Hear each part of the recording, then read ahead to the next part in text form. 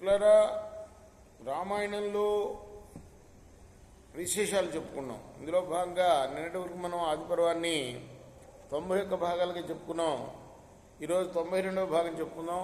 చెప్పుకునే ముందు వాల్మీకి మనిషిని ప్రార్థన చేసుకుందాం.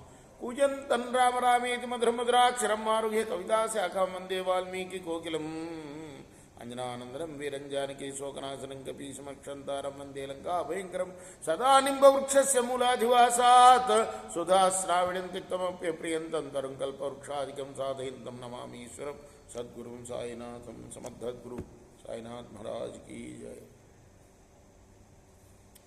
అలా 1000 సంవత్సరాలు విశ్వామిత్రుడు తపస్సు చేసి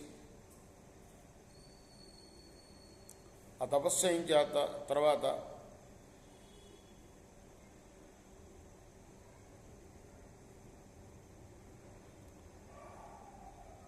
స్నాతుడయ్యాడు.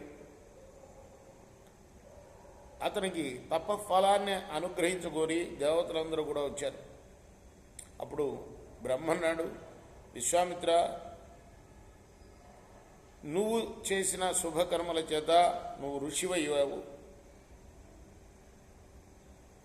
ఇలా అని విశ్వామిత్రుడితో పలికి బ్రహ్మ తన లోకానికి వెళ్ళిపోయాడు.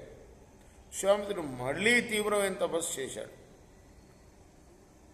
చాలా కాలం తర్వాత ఒకసారి మేనక పుష్కర తీర్థంలో స్నానం చేస్తూ ఉన్నది. విశ్వామిత్రుడు అక్కడ ఆమె యొక్క అసమాన సౌందర్యాన్ని చూచాడు.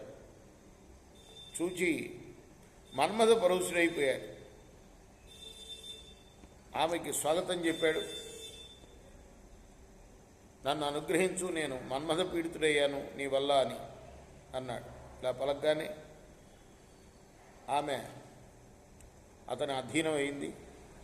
ఇలా 10 సంవత్సరాలు ఆమెతో సుఖాలు అనుభవించాడు. అలా ఆ మహాముని విశ్వామిత్రుడు ఆ తర్వాత పశ్చాత్తాపడ్డాడు. అయ్యో, నా తపస్సంతా వృధా చేసుకున్నానే అని. ఇది నా తపస్సును హరించడానికి దేవతలు చేసిన ప్రయత్నము అని గ్రహించాడు.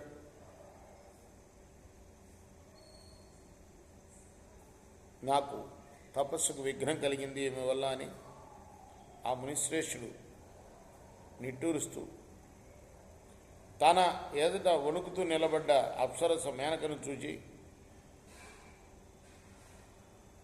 నిన్ను నేను వదిలేస్తున్నాను అని చెప్పి వెళ్ళిపోయాడు అక్కడి నుంచి. రేపు మనం మరొక భాగంలో కొనసాగిద్దాం.